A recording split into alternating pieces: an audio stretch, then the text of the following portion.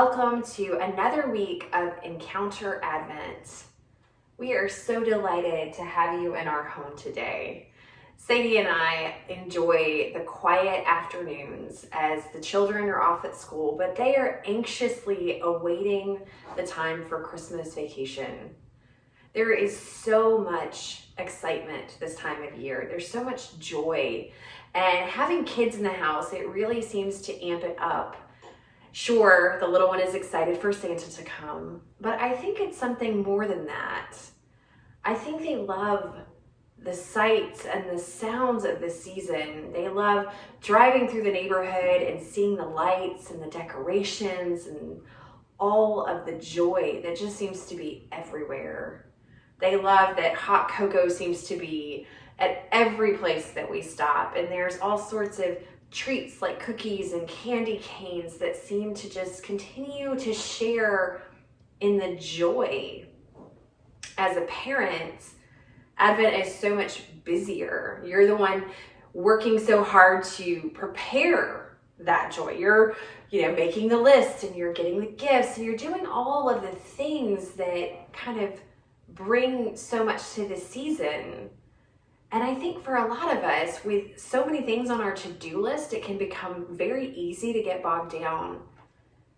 And it's watching the children lately that I've done a lot of reflecting, and it reminded me of something Jesus shared with us in the Gospel of Matthew. It's in chapter 18, verses 1 through 5, and I wanted to share that with you today. At that time, the disciples came to Jesus saying, "Who is the greatest in the kingdom of heaven?" And calling to him, he put them in the midst of them and said, "Truly I say to you, unless you turn and become like children, you will never enter the kingdom of heaven. Whoever humbles himself like a child is the greatest in the kingdom of heaven." I think that children teach us so much that oftentimes we are too busy,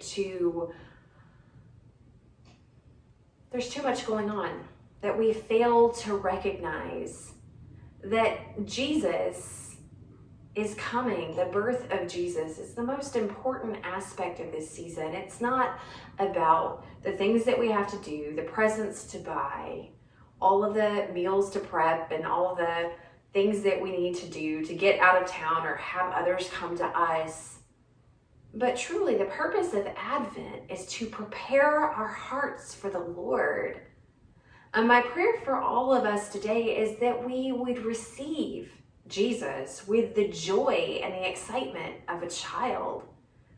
That when we hear our favorite Christmas carol, that it would remind us of God's love that is so deep for us, that God came into the world through the vulnerability of a child. That every time we share a Christmas cookie, that we would remember the abundance in which God blessed us. Sure, we all have struggles. We all have things that bring us down, but there's so much blessing in God's love and presence in our lives. May we find the magic of this season, not through the glitter, not through the twinkle lights, although they are beautiful, but may we find it in recognizing that the creator of the universe loved us so much that God came down in flesh to redeem humanity, to love humanity, to walk alongside humanity. And that is the true joy that we have to share with one another this Christmas. Advent's a season of waiting. It's challenging sometimes to wait, to yearn, to hope. I think of my own children and how they don't like to wait too much. They get so excited about the good things that are coming, and they are frantically counting down the days to Christmas. And while it has not come quite yet, my prayer is that we would enjoy the waiting, that we would find joy in this season in knowing that you are a beloved child of God, I wanted to also share with you a blessing from Kate Bowler. Would you pray with me, please?